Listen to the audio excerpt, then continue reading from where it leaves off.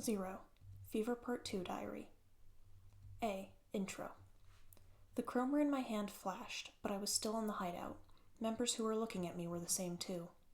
It was like an unbelievable dream to hear about the various dimensions from the man wearing a black fedora and to see the chromer in my hand. Right then, an unknown voice came from outside. As the sound neared, giants dressed in white suddenly appeared, breaking the hideout door.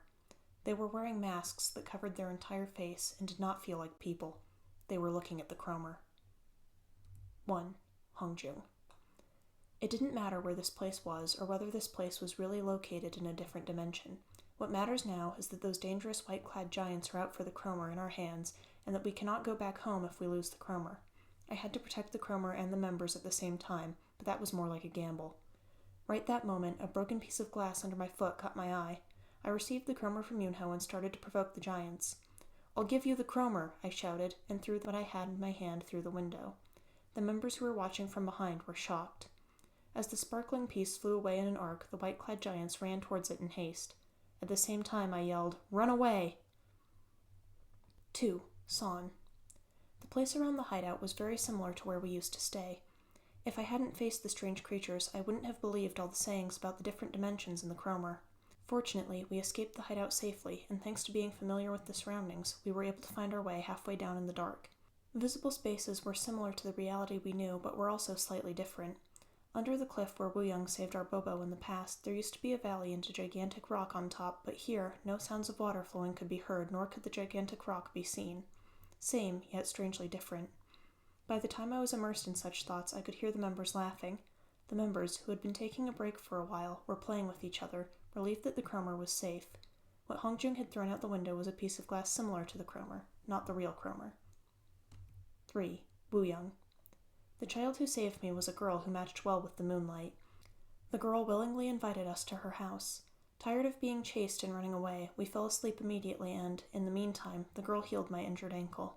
The white-clad giants, who had been fooled by the glass fragments, attacked us again while we were resting in the middle of the forest. As the giants dragged me away by my ankle, all the members rushed to save me, and so we ended up losing the chromer.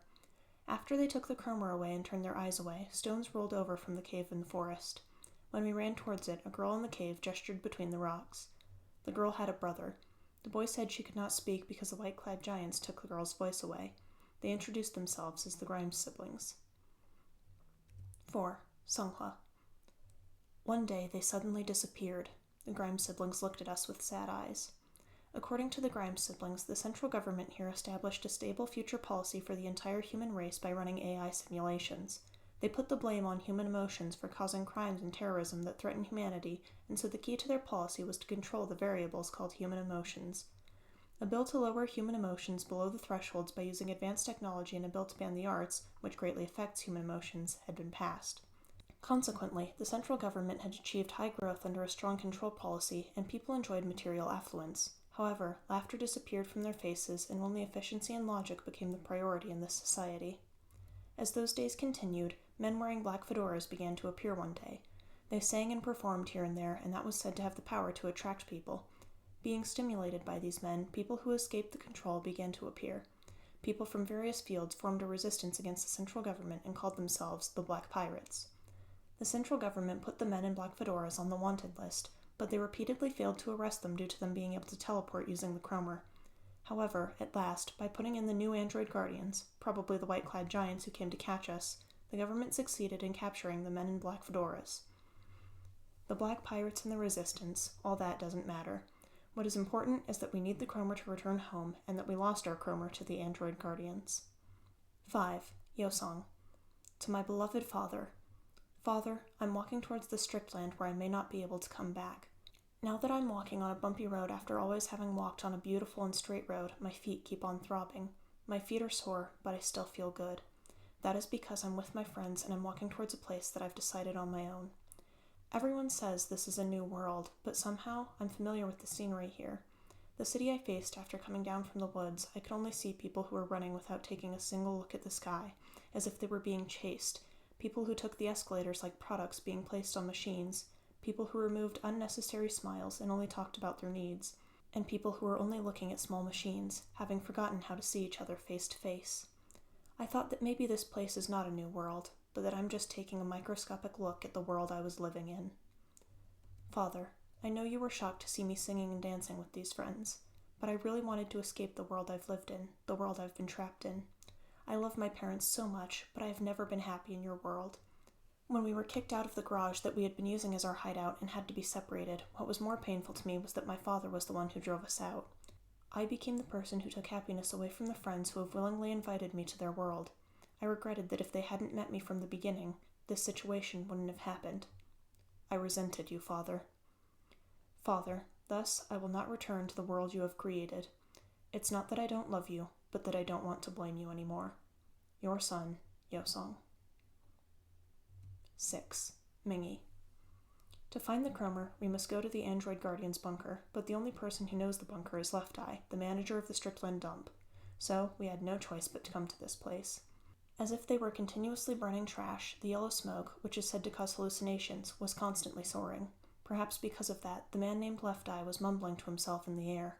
Phew, how do we locate the android bunker from that person?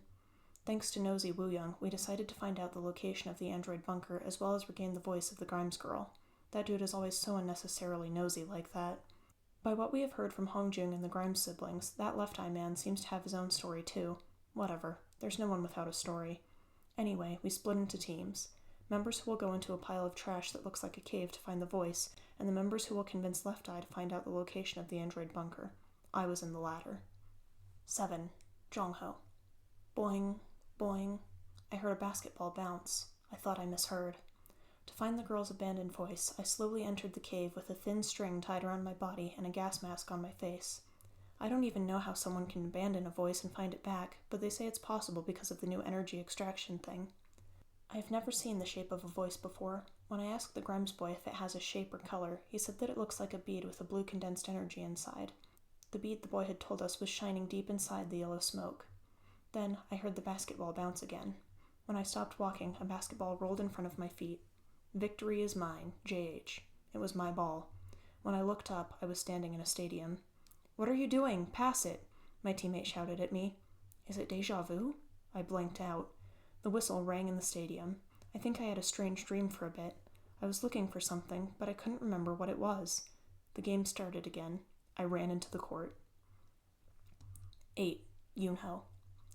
Left Eye, who ran a small but unique brand shop after studying fashion design, was often disqualified from interviews at the fashion house due to his unfriendly appearance.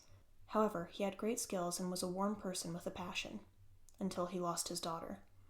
His daughter was hit by a speeding car while she was reaching out her hand to save a flower that had bloomed on the road. People thought moving forward quickly was more important than looking around. Even after seeing the child on the street after getting hit by the car, people were busy passing by, pretending not to have seen anything. During that time, the child died slowly. Left Eye is said to have become furious and fallen into despair when he had belatedly learned of this truth, and has become a completely different person ever since. After losing his daughter, he met the illusion of his daughter while being intoxicated by the smoke that creates delusions at Strickland's dump. And while he was wandering around in the dump, he was selected by the Android Guardians to become the manager of the dump. It reminded me of my brother the whole time I heard his story. I empathized with Left Eye's feelings a little bit. Left Eye reminded me of when I lost my brother. Despite my original intentions to find out about the android bunker, I personally wanted to help him out as well. To do so, we had to lure him to a place where the smoke was not severe. We had to make him realize that the daughter he was looking at was not real, but an illusion. Z. Outro. The safety strap tied to Jongho's body stopped and no longer moved. Worried Yosong went into the trash cave wearing the last remaining gas mask to find out the situation.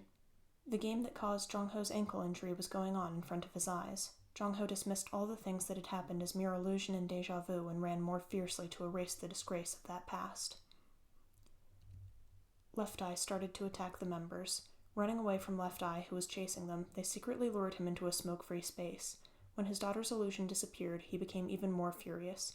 Everyone was unsure what to do, but then Yoonho shouted amid the silence, "Your daughter is dead!" Everyone looked at Yoonho in surprise. "You're denying it because you don't want to believe it, but aren't you already aware of the truth?" Yoonho accused him once again. "I'll kill you!" Left Eye let out a shriek and swung a big bat at Yoonho. "Jongho!" When Yosong had arrived, Jongho was intoxicated with illusion and was running furiously toward the cliff.